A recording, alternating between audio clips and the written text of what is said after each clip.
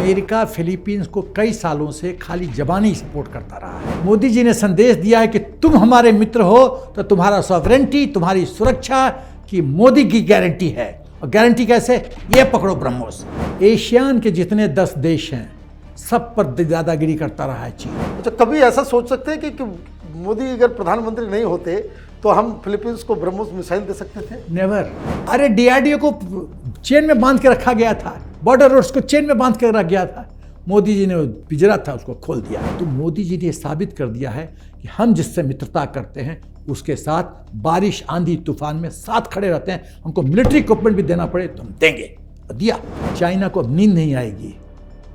तब क्या होगा? जब वियतनाम को ब्रह्मोस जाएगा। तब क्या होगा? जब बाकी और 8 देश को जाएंगे।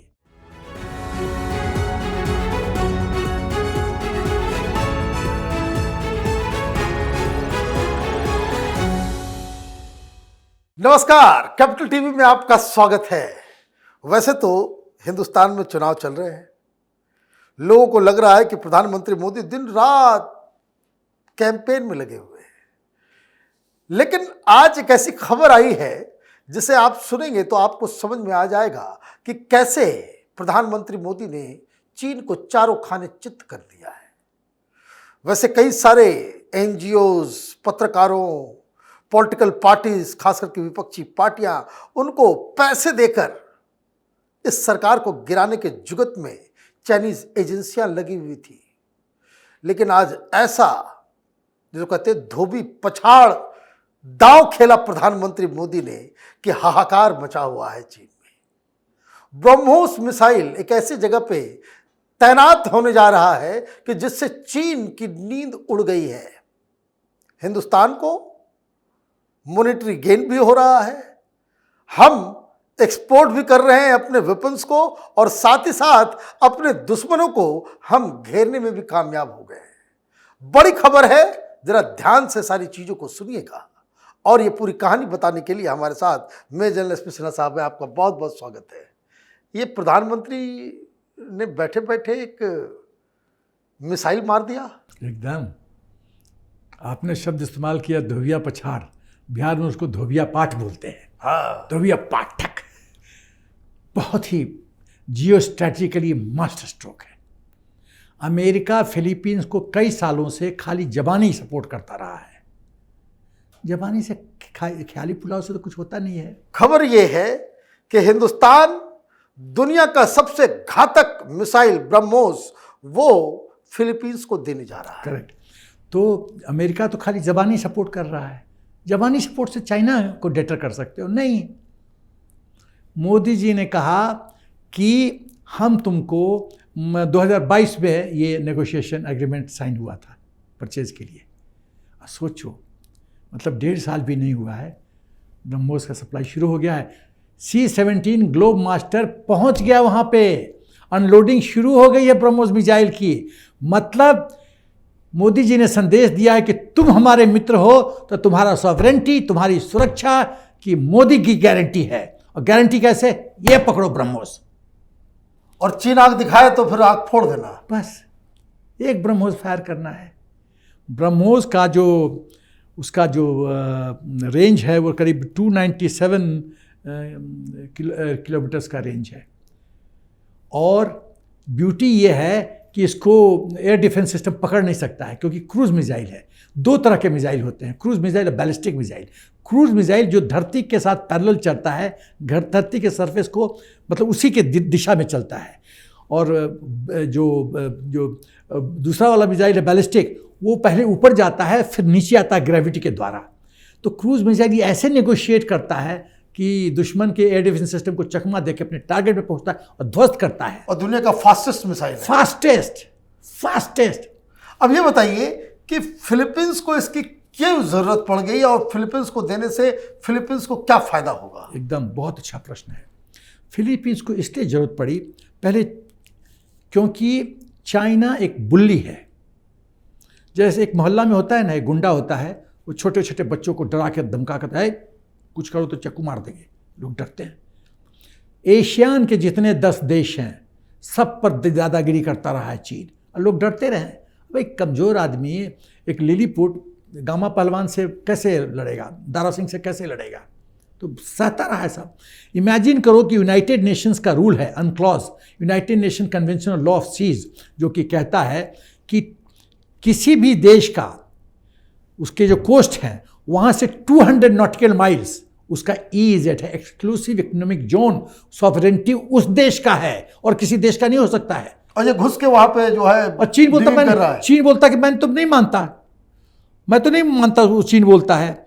और वो उसका जो आइलैंड है स्कारबोरो आइलैंड का बोलता है सब पूरा, पहले चीन बोलता है कि पूरा साउथ चाइना सी हमारा है। और उसमें जो 3 प्रमुख हैं, स्कारबोरो आइलैंड है उसमें जो विवाद के ये संदर्भ में है, उसको बोलता है कि ये तो मेरा है, जबकि ये 200 नॉटिकल माइल्स के अंदर है तो फिलीपींस का है। ये तो अनक्लॉज के तहत तो फिलीपींस की सॉवरेंटी है। चीन बोलता मैं तो नहीं मानता, उसके बोट्स नहीं जाने देता है, लेजर बीम इस्तेमाल करता है, उसको धुंधला कर देता है, वो डर के नहीं जाते हैं, अरेस्ट कर लेता है, दादागिरी करता है। अब बेचारे सहमे रहते हैं, कैसे लड़ेगा? तो मोदी जी ने कहा ये पकड़ अब ब्रह्मोस और खेलो, अब खेल, अब जो आएगा ना तो दिखाना मिसाइल का फोटो, ये इस्तेमाल करूंगा मैं, फिर देखता हूँ। और बात आगे बढ़ी तो मैं तो हूँ ही, हमारी आर्मी है, एयरफोर्स है, नेवी है, आ जाएंगे हम साथ। ज़बानी नहीं, वास्तविक रूप में मोदी जी का सपोर्ट। और ये अमेरिका तो सिर्फ जुबानी बात करता रहा। तो उसके बाद तो चीन सतह के स्कारबोरो आइलैंड तो हमारा है। तो ये जो सॉवरेंटी की बात है, और देखो 12 मार्च को चीन मालदीव्स के परिप्रेक्ष्य में कहता है कि मालदीव्स की सॉवरेंटी के लिए हम उसको सपोर्ट करने जा रहे हैं। जयशंकर जी ने 23 या 24 मार्च को कहा कि हम फिलीपींस के सॉवरेंटी के लिए हम उसको ब्रह्मोस दिए हैं। सेम शब्द, उसी का जूता उसी के सर, वही वर्ड्स उसी पर चेपा गया। कर लो इस्तेमाल सॉवरेंटी। एक अलग बात इस टॉपिक से, जब इस तरह की चीज़ें हिंदुस्तान की सरकार की तरफ से, विदेश मंत्री की तरफ से सुनने को मिलता तो कलेजा एकदम बिल्कुल गदगद हो जाता है। 56 इंटू 2 करके मल्टीप्लाई कर दो, उतना फुल नहीं सकता छाती, लेकिन फुलने दो नोशनली, मतलब मानसिक रूप से फुलने दो, गर्व से छाती चौड़ा होने दो। मोदी जी का ये मास्टर स्ट्रोक मैं बताता हूँ, आउट ऑफ, वो तो सब डिसीजन अच्छा लेते रहे हैं। मिस्टर जयशंकर को फॉरेन मिनिस्टर बनाना ये सुपर मास्टर स्ट्रोक है। मैं एकदम इस डिसीजन का एकदम जितना याद करता हूँ बड़ा अच्छा लगता है। उस आदमी ने कमाल कर दिया है। और दूसरा है रेलवे मंत्री मिस्टर वैष्णव। अच्छा, कभी ऐसा सोच सकते हैं कि मोदी अगर प्रधानमंत्री नहीं होते तो हम फिलीपींस को ब्रह्मोस मिसाइल दे सकते थे? नेवर। अरे भाई, हम 68% हमारा इंपोर्ट कंटेंट था, 68। कोई भी इक्विपमेंट परचेज में 2 ऑप्शन है, मेक और बाई।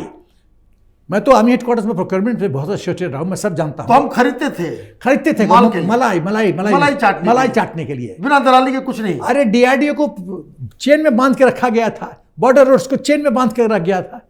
मोदी जी ने चेन जो पिंजरा था उसको खोल दिया। अब ये बताइए, इसका इम्प्लीकेशंस चीन के ऊपर क्या है? इसका इम्प्लीकेशंस चीन पे ये है कि अब पहला चीज़ कि चीन जैसे हमारे लिए साउथ इंडिया, हिंदुस्तान के सदर्न साइड में फ्रंट खोल रहा था, in way of Maldives, in way of Sri Lanka Katchatheevu island. तो मोदी जी ने कहा अच्छा, तुम मेरे दक्षिण को इनसिक्योर कर रहे हो, तुम अपना दक्षिण अब संभालो, साउथ चाइना सी, फिलीपींस संभालो। वही नहीं, फेज 2 में वियतनाम को भी हम ब्रह्मोस देने जा रहे हैं। और 10 एशियन नेशंस हैं, ये तो 2 की हम बात कर रहे हैं। आगे आगे खेल देख, ये वही वियतनाम छोटा सा देश है जो इतने बड़े चीन को बैटल में हरा दिया था, खदेड़ के भगाया। खदेड़ के बाद चीन चाइनीज सोल्जर्स और पेपर सोल्जर्स, कुछ नहीं है, सोल्जर है ही नहीं। सुनने में आता है कि वो दिन भर में तो 15-16 सिगरेट पीते हैं। करेक्ट। अरे वो लड़ नहीं सकते हैं, कहाँ हमारी फैंटम आर्मी है, कहाँ चाइनीज सोल्जर यार, कहाँ कंपैरिजन, कहाँ राजा भोज, कहाँ गंगू तेली। इसलिए हम लोगों ने गोलवान में जो है ठोक के पीटा। तो अभी इफेक्ट क्या क्या है इस इनिशिएटिव का? कई 7-8 पॉइंट है। पहला कि अब हम खतरा चीन के मुख्य द्वार पे ले गए हैं, साउदर्न साइड पे, तुम्हारे घर के बगल में। तो यदि हम यहाँ आग लगाए हैं तो तुम्हारी दृष्टि जो हिंदुस्तान की तरफ है उसमें तो परिवर्तन आएगा। तुमको फिलीपींस की तरफ दिखना पड़ेगा। पहले अपनी झोपड़ी में जो आग लग रही है, अपनी झोपड़िया को तो देखो भाई, अपनी झोपड़िया को तो देख लो, पहले उसको सिक्योर करो। वही नहीं, ये तो फिलीपींस तो पहला कदम है, फेज़ 2 वियतनाम, फेज़ 2 बाकी आखिर 8 देश आसियान का। मोदी जी धीरे धीरे वो चाणक्य वाला है, धीरे धीरे खिचड़ी खाते खाते सेंटर में जाएंगे, टक टक गए। ये है खेल पहला। सो थ्रेट चाइना के लिए सेंटर ऑफ ग्रेविटी शिफ्ट हो गया है। नो मोर गलवान, अब भूटान की बात नहीं करेगा, नेपाल की नहीं बात करेगा, अब साउथ चाइना सी को वहाँ पे केंद्रित करे, ताइवान को भूल जाए। उसके बाद चीन का जो बुल्ली करने का जो टैक्टिक्स है ना साउथ एशियन नेशंस का, एशियन काउंटर प्रोडक्टिव हो गया। Counter productive. अब ये दादागिरी नहीं चलेगी। अब छोटे छोटे खिलाड़ी खड़े हो जाएंगे कि मेरे पीछे हिंदुस्तान है, देख लो। तो दूसरी बात कि एशियान में हिंदुस्तान के और मोदी जी की जो इमेज है, जो छवि है, ख्याति है, उसमें कितना बड़ा इजाफा हुआ है। सही मित्र, एक स्ट्रेटजिक थिंकर वो होता है जो सही मित्र सही दुश्मन में डिफ्रेंशिएट करे कि ये मेरा डिफेंडेबल दोस्त है और ये मेरा एकदम सॉलिड दुश्मन है। तो मोदी जी ने साबित कर दिया है कि हम जिससे मित्रता करते हैं उसके साथ बारिश आंधी तूफान में साथ खड़े रहते हैं। हमको मिलिट्री इक्विपमेंट भी देना पड़े तो हम देंगे, और दिया। प्रत्यक्षम की प्रमाणम, प्रत्यक्ष रूप में दिया ब्रह्मोस, जिसको जो करना है कर ले।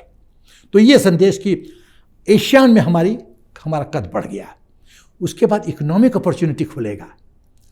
21,000 कितना का भी फायदा हुआ है, 21,000 का एक्सपोर्ट हुआ है लास्ट ईयर मिलिट्री इक्विपमेंट का, जबकि हम खाली इंपोर्ट करते थे। ये है मोदी का हिंदुस्तान। उसके बाद कि ये स्ट्रेटजिक मैसेज है एशियान के नेशंस को, आसियान के नेशंस को, कि तुम अकेले नहीं हो, तुम्हारे पास विश्व का तीसरा सबसे शक्तिशाली देश तुम्हारे पीछे खड़ा है। ये कम बड़ा संदेश नहीं है। उसके बाद चाइना को अब नींद नहीं आएगी। तब क्या होगा जब वियतनाम को ब्रह्मोस जाएगा, तब क्या होगा जब बाकी और 8 देश को जाएंगे, और किस हद तक मोदी जी आगे बढ़ेंगे आसियान के संदर्भ में, कहाँ तक। तो वो वार गेमिंग करेगा। वार गेमिंग जितना करेगा उतना नर्वसनेस बढ़ेगा। उसके बाद जो हमारा एक्सपोर्ट पोटेंशियल है डिफेंस का और बढ़ेगा। DRDO, वाई ब्रह्मोस, हमारे पास आकाश है, कितना है, नाग मिसाइल है, हम सब धीरे धीरे बेचेंगे और उसका टर्नओवर बढ़ेगा। यहाँ हमारा बेरोजगारी कब ख़त्म होगी, हमारा DIB जो है डिफेंस इंडस्ट्रियल बेस बढ़ेगा, हमारा धंधा बढ़ेगा, हमको पैसा ज़्यादा आएगा, हमारे फ्रेंड्स ज़्यादा बनेंगे। वही नहीं, जब हम मिलिट्री इक्विपमेंट किसी को देते हैं तो मैं बताना चाहता हूँ कि मनीष कि उसके फ़ायदा क्या क्या है।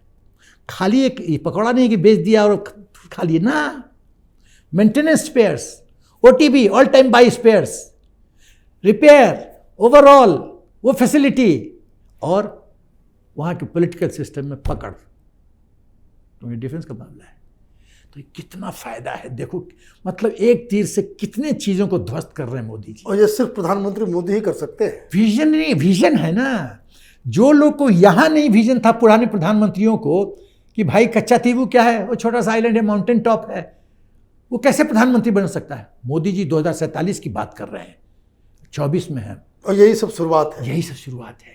तो जो आदमी का दिव्यगामी दृष्टि हो, ऐसे करके जो क्रिस्टल ग्लेजिंग करते हैं 2047, मैं आज यहाँ हूँ, वहाँ पहुँचने के लिए क्या क्या करना है, that is what he is doing. पहले प्रधानमंत्री बोलते खच्चा थी, अब माउंटेन टॉप है। मतलब चीन में आज खलबली। अरे बहुत तबीयत खराब हो गया है, बहुत स्पेशल दवाई देने की जरूरत है।